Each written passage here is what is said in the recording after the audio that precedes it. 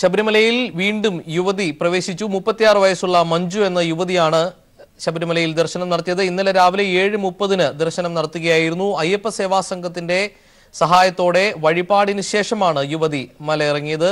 ആദ്യം മഞ്ജുവിന്റെ വാക്കുകളിലേക്ക്. ഞാൻ ഈ മാസം 8-ാം തീയതി ശബരിമല ദർശനത്തിനായി പോകുമ്പോൾ തൃശ്ശൂരിൽ നിന്നാണ് ഞാൻ യാത്ര തിരിച്ചത്. ബസ് മാർഗമാണ് യാത്ര തിരിച്ചത്. പക്ഷെ എനിക്ക് ഒരു ഭക്തരിൽ നിന്ന് യാതൊരുവിധ അക്രമങ്ങളോ ഒരു പ്രതിഷേധമോ നേരിടേണ്ടി വന്നില്ല. 2 മണിക്കൂറോളം ക്ഷേത്രത്തിൽ എനിക്ക് ദർശനത്തെ തുടർന്ന് ക്ഷേത്രാങ്കണത്തിൽ തങ്ങാൻ കഴിഞ്ഞു. തുടർന്ന് ഞാൻ അയ്യപ്പ ദർശനത്തിന് എത്തുന്ന സമയത്ത് അവിടുത്തെ അയ്യപ്പ സേവാ സംഘത്തിലെ ആൾക്കാരുമായി ബന്ധപ്പെട്ട് എൻ്റെ കയ്യിലുള്ള പൂജാദ്രവ്യങ്ങൾ എങ്ങനെയാണ് സമർപ്പിക്കേണ്ടത്, എവിടൊക്കെയാണെന്നൊക്കെ ഉള്ളത് ചോദിച്ചറിഞ്ഞ് കറുപ്പസ്വാമിയുടെ അടുത്ത് ഭസ്മം അഭിഷേകം നടത്തുകയും പിന്നീട് നെയ്യഭിഷേകം നടത്തുകയും അതിന് അവിടെ നാഗരാജാവിൻ്റെ അടുത്ത് മഞ്ഞപ്പൊടി സമർപ്പിക്കുകയൊക്കെ ചെയ്തു. അവിടുത്തെ എല്ലാ പൂജാകർമ്മങ്ങളിലും പങ്കെടുത്ത് കൃത്യമായി എനിക്ക് വരാൻ കഴിഞ്ഞു. ഒരുവിധ ഭക്തജനങ്ങളിൽ നിന്നുള്ള ഒരുവിധ തർക്കങ്ങളും ഉണ്ടായില്ല. അവിടുത്തെ മറ്റ് ആൾക്കാരിൽ നിന്ന് യാതൊരുവിധ സംഘർഷമോ എന്നെ ആക്രമിക്കാനുള്ള ശ്രമമോ ഒന്നും ആരിൽ നിന്നും ഉണ്ടാവാത്തത് കൊണ്ട് തന്നെ യുവതിയാണെന്ന് അറിഞ്ഞുകൊണ്ട് തന്നെയല്ലേ ഞാൻ അവിടെ യുവതി പ്രവേശനവുമായി ബന്ധപ്പെട്ട് വന്നെന്ന് പറഞ്ഞുകൊണ്ട് തന്നെ അവിടുത്തെ സേവാ സംഘത്തിലെ ആൾക്കാരുമായി ബന്ധപ്പെട്ട് ഈ പൂജാദ്രവ്യങ്ങൾ എവിടെയൊക്കെയാണ് സമർപ്പിക്കേണ്ടതെന്ന് ചോദിക്കുകയും അതിനൊക്കെ അവർ സഹകരിക്കുകയും ചെയ്ത് അതിന് അവിടുത്തെ സേവാ സമിതിയുടെ അംഗങ്ങളോട് പ്രത്യേകം നന്ദി രേഖപ്പെടുത്തുകയും ചെയ്യുന്നുണ്ട്.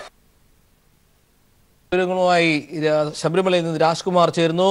സുഗമമായ ദർശനം നടത്തിയെന്നാണ് മഞ്ജുവിന്റെ വാക്കുകളിലൂടെ വ്യക്തമാകുന്നത്. രാജ്കുമാർ, തന്ത്രി അടക്കമുള്ളവരുടെ പ്രതികരണങ്ങൾ ഉണ്ടായിട്ടുണ്ടോ? ശബരിമലയിലെ സ്ഥിതിഗതികൾ എങ്ങനെ പുരോഗമിക്കുന്നു? ഒപ്പം തന്നെ മഞ്ജുവിന്റെ ശബരിമല ദർശനവുമായി ബന്ധപ്പെട്ടുള്ള കൂടുതൽ വിവരങ്ങൾ എന്താണ്?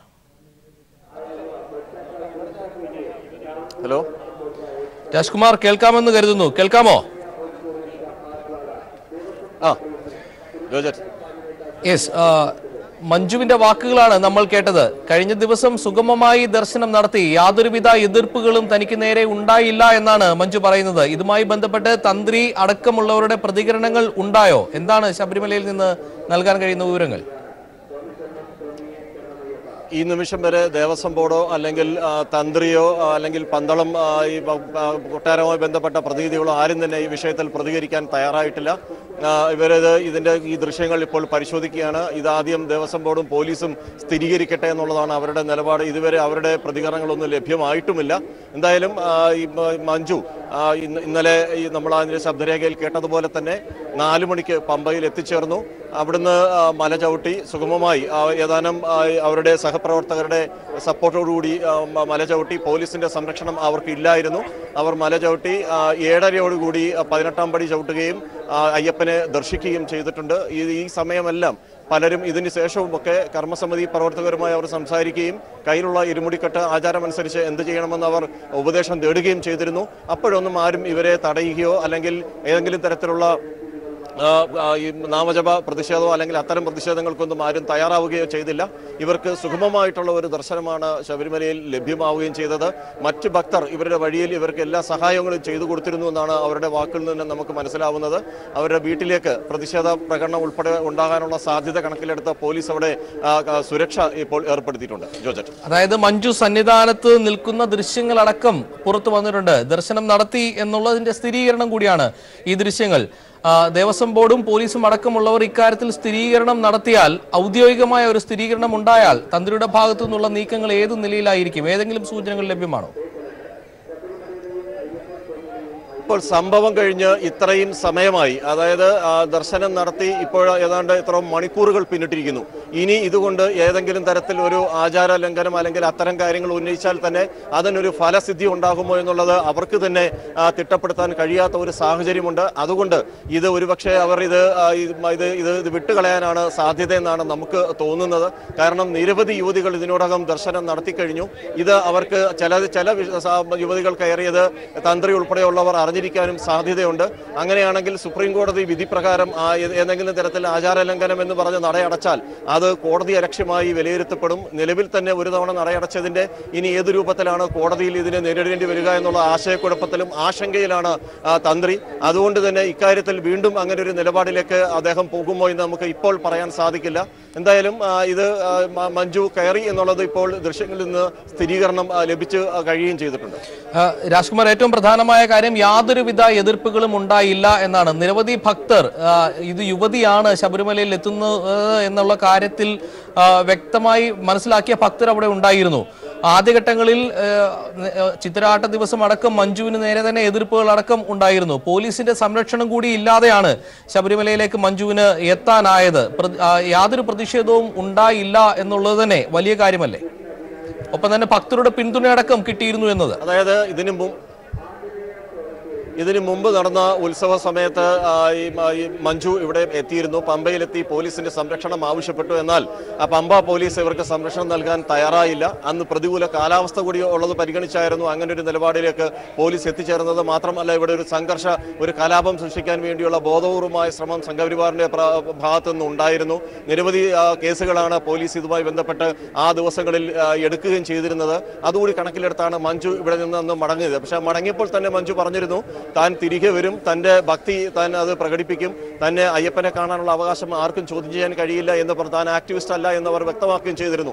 ആ വാക്ക് പാലിച്ചുകൊണ്ടും അയ്യപ്പനെ കാണാനുള്ള ആ ഭക്തിപൂർവ്വമായിട്ടുള്ള ഒരു വരവായിരുന്നു. അവരത് ഇരുമുടി കെട്ടുവേണ്ടി ഇതിലെന്ന ഈ നിലയിലുള്ള വ്രതം നോറ്റ് തന്നെയാണ് അവർ ഇന്ന് എത്തിയതും. ഇന്നലെ അവരിവിടെ ശബരിമല അയ്യപ്പനെ സന്ദർശിക്കുകയും ചെയ്തത്, അല്ലെങ്കിൽ ദർശനം നടത്തുകയും ചെയ്തത്. പോലീസിന്റെ സംരക്ഷണം തേടിയാൽ അതൊരു പക്ഷേ കൂടുതൽ പേരിലേക്ക് എത്തുന്നതിനും അവിടെ ഒരു പ്രതിഷേധം ഉണ്ടാകാനുള്ള സാധ്യത മുൻകൂട്ടി കണ്ടുകൊണ്ടാണ് അങ്ങനെ ഒരു കൃത്യത്തിന് മുതിരാതെ സ്വന്തം നിലയിൽ എന്തും വരുന്നെങ്കിൽ വരട്ടെ, താൻ അയ്യപ്പനെ കാണുമെന്നുള്ള ദൃഢപ്രതിജ്ഞയോടുകൂടി അവർ മല ചവിട്ടിയത്. വ്യക്തമാണ്.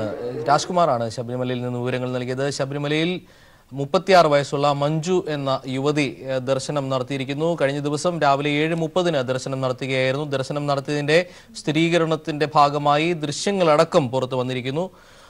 മഞ്ജു അടക്കം പീപ്പിൾ ടിവിയിൽ പ്രതികരിക്കുകയും ചെയ്തു. വിവരങ്ങളാണ് രാജ്കുമാർ സന്നിധാനത്ത് നിന്ന് നൽകിയത്. മറ്റു വാർത്തകളിലേക്ക് എത്താം ഇടവേളയ്ക്ക് ശേഷം. തിരികെ വാർത്തകളിലേക്ക്. കേന്ദ്ര സർക്കാരിന്റെ തൊഴിലാളി വിരുദ്ധ നയങ്ങൾക്കെതിരെ സംയുക്ത തൊഴിലാളി സംഘടനകൾ പ്രഖ്യാപിച്ച 48 മണിക്കൂർ പണിമുടക്ക് രാജ്യത്ത് പുരോഗമിക്കുന്നു. സംയുക്ത തൊഴിലാളി സംഘടനകളുടെ നേതൃത്വത്തിൽ പാർലമെന്റിലേക്ക് നടന്ന മാർച്ചിൽ ആയിരങ്ങൾ അണിനിരന്നു. പശ്ചിമബംഗാളിൽ നേരിയ സംഘർഷമുണ്ടായെങ്കിലും പല സംസ്ഥാനങ്ങളിലും പൊതുപണിമുടക്ക് പൂർണ്ണമാണ്. ഇന്ന് അർദ്ധരാത്രിയോടെ പണിമുടക്ക് അവസാനിക്കും. 1991 ശേഷമുള്ള രണ്ടാമത്തെ ദ്വിദിന പണിമുടക്കിന്റെ ആദ്യ ദിവസം 20 കോടി തൊഴിലാളികൾ അണിനിരുന്നുവെന്നാണ് ഔദ്യോഗിക കണക്ക്. എന്നാൽ രണ്ടാം ദിനമായ ഇന്ന് 20 കോടി കഴിഞ്ഞ് അതിലേറെ ജനങ്ങൾ അണിനിരുന്നുവെന്ന് സംഘാടകർ ചൂണ്ടിക്കാണിക്കുന്നു. പണിമുടക്ക് ആഹ്വാനം കൊടുത്ത ട്രേഡ് യൂണിയനുകളുടെ പ്രതീക്ഷയെ കവച്ചു വെക്കുന്ന രീതിയിൽ വളരെ വലിയൊരു വിജയമാണ്. രാജ്യത്തിന്റെ വിവിധ ഭാഗങ്ങളിൽ തൊഴിലാളികൾ പണിമുടക്കി റാലികൾ സംഘടിപ്പിച്ചു. ഉത്തരേന്ത്യയിൽ സമ്മിശ്ര പ്രതികരണമാണ് പണിമുടക്കുണ്ടായതെങ്കിലും വടക്കുകിഴക്കൻ സംസ്ഥാനങ്ങളിൽ പൊതുപണിമുടക്ക് പൂർണ്ണമാണ്. കേരളം, ബംഗാൾ, കർണാടക, ത്രിപുര, മഹാരാഷ്ട്ര, തമിഴ്നാട്, ബീഹാർ ഉൾപ്പെടെയുള്ള സംസ്ഥാനങ്ങളിൽ പണിമുടക്കിന് വൻ തൊഴിലാളി പങ്കാളിത്തമാണ് ഉണ്ടായത്. പാർലമെന്റിലേക്ക് സംയുക്ത ട്രേഡ് യൂണിയനുകൾ സംഘടിപ്പിച്ച മാർച്ചിൽ ആയിരക്കണക്കിന് ആളുകൾ അണിനിരന്നു.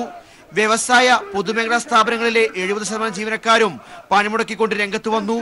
കൽക്കരി മേഖല പണിമുടക്കിനെ തുടർന്ന് നിശ്ചലമായി. ബാങ്കിംഗ് മേഖലയിലുള്ളവർ, അധ്യാപക സംഘടനകൾ തുടങ്ങിയവരും പണിമുടക്കിൽ അണിനിരക്കുന്നുണ്ട്.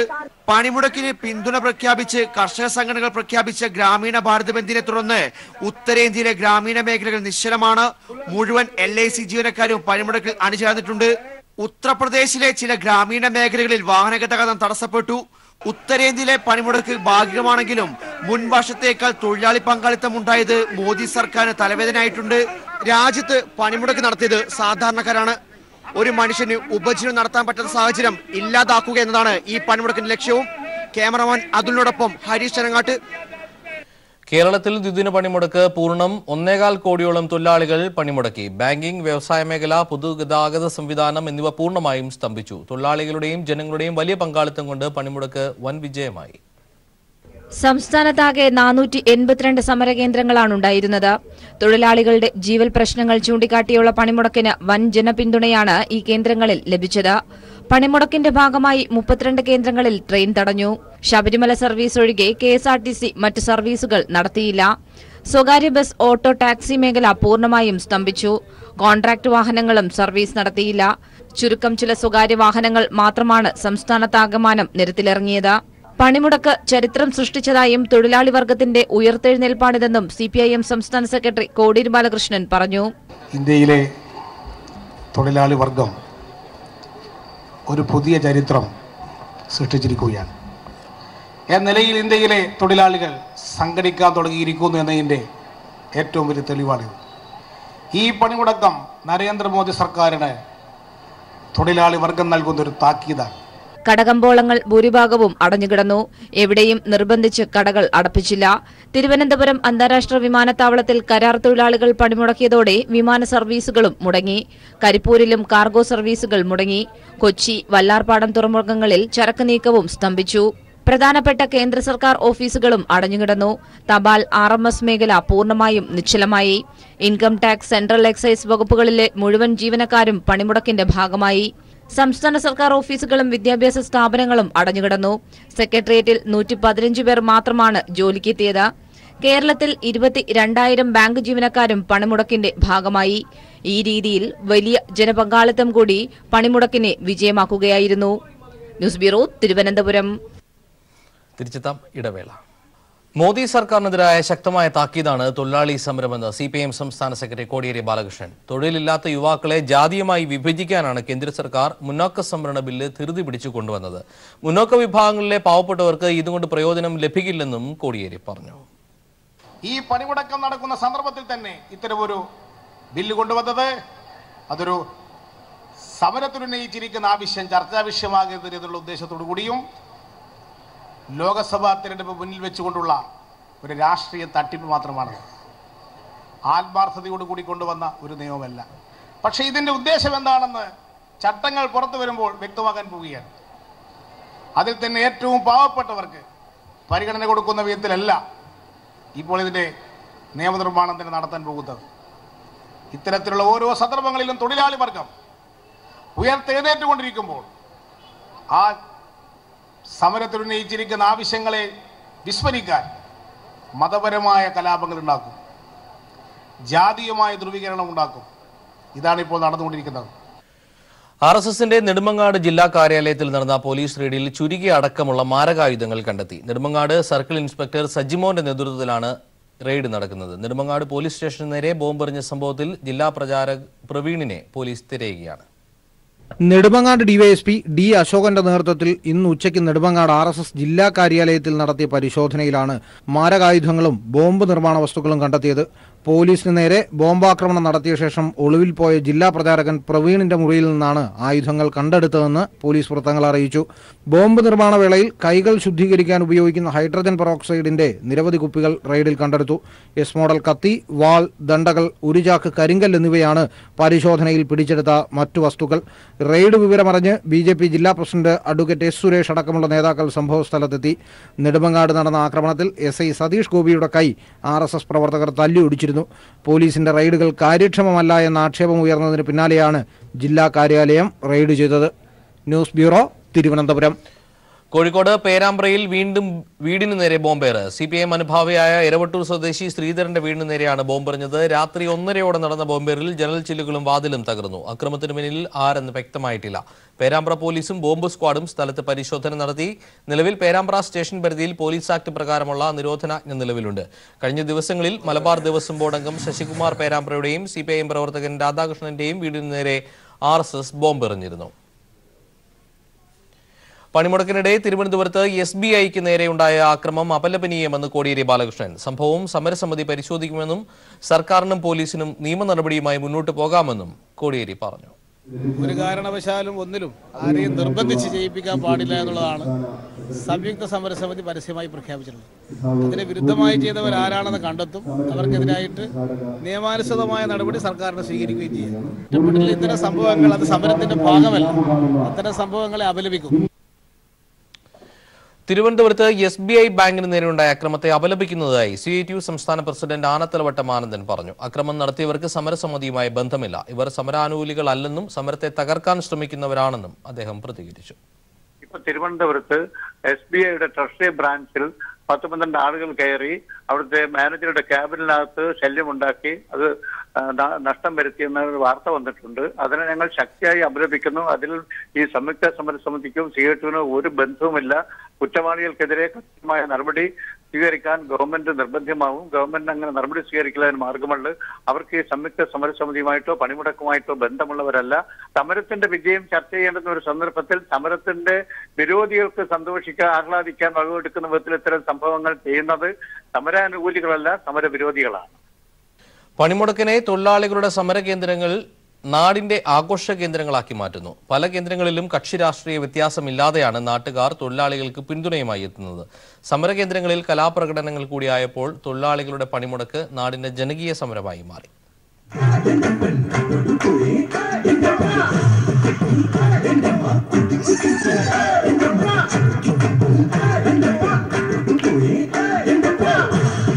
പണിമുടക്കുന്ന തൊഴിലാളികൾക്കൊപ്പം നാട് മുഴുവൻ ചേർന്നതോടെ സമരകേന്ദ്രങ്ങളിൽ ഉത്സവ പ്രതീതി.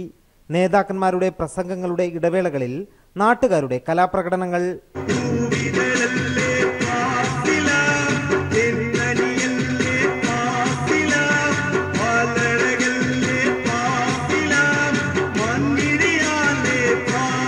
സ്ത്രീകളും കുട്ടികളും ഉൾപ്പെടെയുള്ളവർ 2 ദിവസമായി രാവും പകലും സമരകേന്ദ്രങ്ങളിൽ സജീവമാണ്. ദേശീയ പണിമുടക്കിന്റെ ഭാഗമായിട്ടാണ് ഇപ്പോൾ ഇവിടെ എല്ലാ കലാപരിപാടികളും അവതരിപ്പിച്ചിരിക്കുന്നത്. അപ്പോൾ ഈ കലാപരിപാടികളൊക്കെ എല്ലാ നാട്ടുകാരും അവരുടെ ഒരു ഉത്സവമായി കണക്കാക്കിക്കൊണ്ട് എല്ലാവരും പങ്കാളികളായിട്ടുണ്ട്. കലാപ്രകടനങ്ങൾ കൈയടിച്ച് പ്രോത്സാഹിപ്പിച്ചും ലഘുഭക്ഷണം പങ്കിട്ട് കഴിച്ചും നാട് ഒറ്റ മനസ്സോടെ തൊഴിലാളി സമരത്തിന്റെ ഭാഗമായി. വ്യത്യസ്ത മേഖലകത്തുള്ള ട്രേഡ് യൂണിയൻ നേതാക്കന്മാരെല്ലാം ഈ സമരകേന്ദ്രത്തിൽ വന്ന് സംസ്കരിക്കുകയും അതേപോലെ തന്നെ നമ്മളെ നാട്ടിന്റെ ഉത്സവമായി ഈ പരിപാടി മാറിയിരിക്കുകയാണ്. കണ്ണൂർ ജില്ലയിൽ 166 കേന്ദ്രങ്ങളിലാണ് പണിമുടക്കിന്റെ ഭാഗമായ ഇത്തരം കൂട്ടായ്മകൾ. പണിമുടക്കിന്റെ മുദ്രാവാക്യങ്ങൾ നാട് ഒന്നടങ്കം ഏറ്റെടുക്കുന്ന കാഴ്ചയാണ് കാണുന്നത്. സമരകേന്ദ്രങ്ങളിലെ ജനപങ്കാളിത്തം ഈ കാര്യം വ്യക്തമാക്കുന്നു. കണ്ണൂരിൽ നിന്നും ക്യാമറാമാൻ ജയൻ കല്യാശ്ശേരിക്കൊപ്പം M. സന്തോഷ്. ഇടവേള. മുന്നാക്ക വിഭാഗങ്ങളിലെ സാമ്പത്തികമായി പിന്നാക്കം നിൽക്കുന്നവർക്ക് സർക്കാർ ഉദ്യോഗങ്ങളിലും വിദ്യാഭ്യാസ സ്ഥാപനങ്ങളിലും 10% സംവരണം ഏർപ്പെടുത്താനുള്ള ഭരണഘടനാ ഭേദഗതി ബില്ലിന്മേൽ രാജ്യസഭയിൽ ചർച്ച. ദില്ലിയിൽ നിന്ന് ഇപ്പോൾ ശരത്ത് ടെലിഫോണിൽ ചേരുകയാണ്. ശരത്ത്, രാജ്യസഭയിൽ ചർച്ച പുരോഗമിക്കുകയാണോ? എന്താണ് വിവരങ്ങൾ?